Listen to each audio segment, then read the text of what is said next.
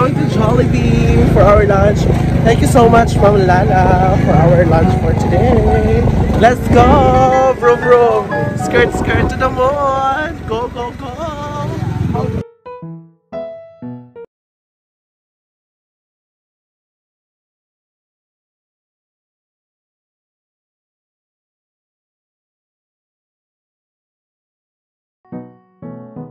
Jollibee, we're here na.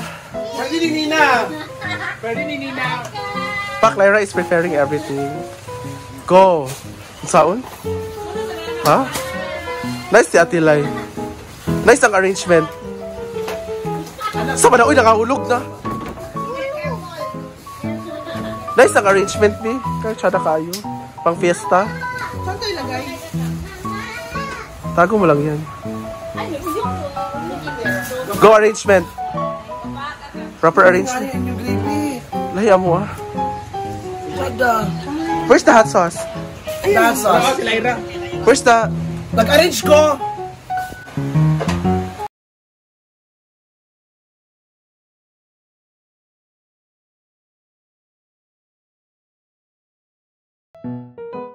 Good afternoon. Tapos na kami mag-lunch. Today, I'm going to ask questions sa ating mga kasama dito. Ayan, dami namin ngayon. So, magtatanong ako sa kanila. When... Sabati. I have a question. Kung ang mga hayop ay maaaring makipag-usap sa'yo, alin sa tingin mo ang pinakabastos? Baboy. Bakit? Eh, parang nananalamin siya eh. Baka yung sabihin, oink, oink, oink, oink. Okay, that's your opinion. Ikaw? Bastos? Oh, Snake? bakit? Wala lang. Maganda yung sagot na yan. Alam, kasi pag Kaya kapag nag-uusap... nagsasalita ka, hindi sila sabihin niya,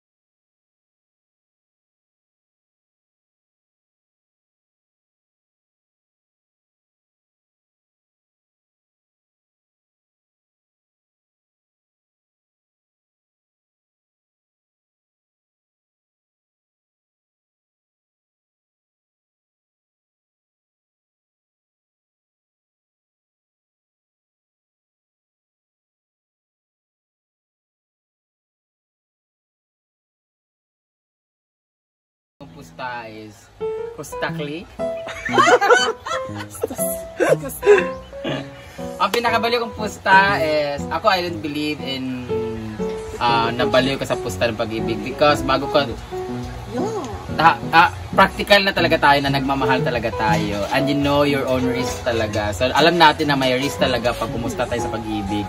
So I don't consider this as pusta kasi nag-invest lang tayo ng feeling and then hindi na ibalik sa atin. So wag na sabihin na failure tayo doon or lugi tayo sa pinusta natin kasi nagmahal naman tayo kasi hindi naman tinuruan ng puso natin eh. So na-inlove lang tayo and then hindi na ibalik and then let go of that person kasi wala, ganun talaga eh kasi sabi nila buhay parang sugal, sa pag-ibig din parang sugal.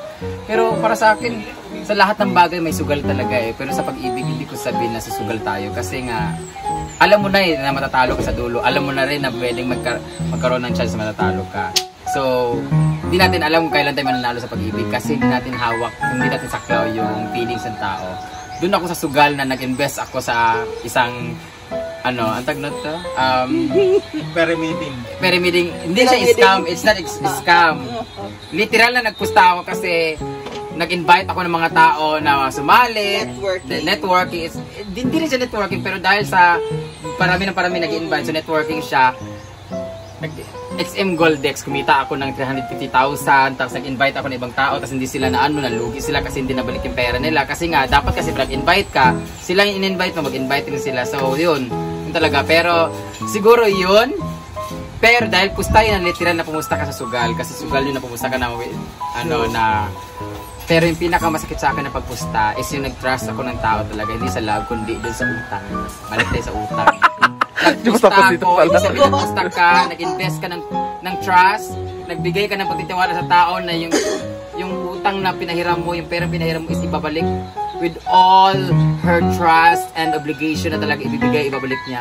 Pero yun hindi. Yun ang naakala mo nakatulong ka pero hindi. Ikaw yung nalugi, walang balik, wala na nga interest, hindi pa na ibalik yung puhunan. So doon ako na masakit. Pinakabaliw ko yun kasi paminaw dahil. Ay, sana mabaliw na yung may utang na hindi nagbayad. So yun lang. Lalo na yung mga happy-happy sila. I hate that. I hate that feeling. Okay lang kung merong hiniram sa'yo pagkasama kayo. Okay lang yan, nakikita kayo, di ba? Pero yung hindi na kayo nakikita. Wala, tapos nakikita mo, feeling blessed abroad, ay naku, my God. Okay, last question. Ano para sa iyo ang ano para sa iyo ang bagay na pinakamahirap isuko? Virginity. Isuko? Hanggang ngayon hindi ko pa siya naisuko. Ha? Ha? Ang pinakamahirap isuko yung anong tawag dito? Yung isuko yung bagay na nasimulan na. Yung parang back to zero ka ulit. Ang hirap ng nakapag-build ka na ng trust, ang dami ng memories, ang dami ng inabot ng mga sa friends, sa kaibigan, sa pamilya. Yung na-invest mong feelings, ang hirap isuko, tapos back to zero ka na lang lahat. Pero sabi nga nila, huwag mong panghinayangan yung mga memories, yung mga good memories niyo sa taong yun or sa mga kasama mo ngayon kasi pwedeng magkaroon ka pa ng ibang best memories in the future. Pero yun ang hirap ma-let go kasi hindi mo naman alam kung may maganda pang mangyayari in the future eh. Kasi doon ka pa nagre-rely doon sa mga nangyari na sayang naman kung maghiwalay kami nito. Ang ganda ng yung pinagsamahan namin, ang sweet-sweet sa akin. Pati sa kaibigan, in general siya, mahirap isuko yung mga bagay na experience na lahat. Yung experience talaga, mahirap i-let go. Mahirap, di ba yung isuko i-let go, di ba? Mahirap bitawan, mahirap pakawalan. Kasi it's really hard to start over again. Back to zero, no? Parang affected ko. Panglima na kasi ito. Kapoy na may palabot sa lain. Ayan, thank you so much for our tanungan. Makinig ka sa usapang pag-ibig. Charot ka rin. Hindi naman sa kanya mahirap isuko. Bakit? Mahirap sa kanya yung muko. Ayaw kanya mag-floor wax.